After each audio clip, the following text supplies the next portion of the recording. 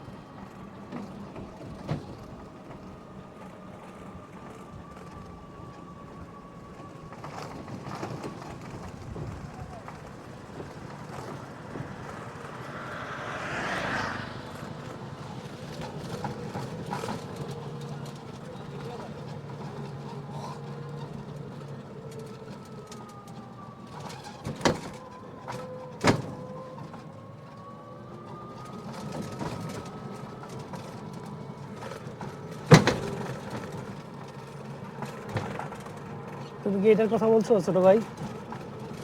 এই লেকের কথা বলছো? আল্লাহ, এটা না, পাহাড়ের মধ্যে আছে, চতুর্পাশে পাহাড়, মাঝখানে হচ্ছে ওই লেক। এটা ওই লেক না। এই যে দেখুন কি সুন্দর, একদম বিছানার চাদর, সবুজের বিছানার চাদর বিছিয়ে রাখা হয়েছে, ঠিক এরকম।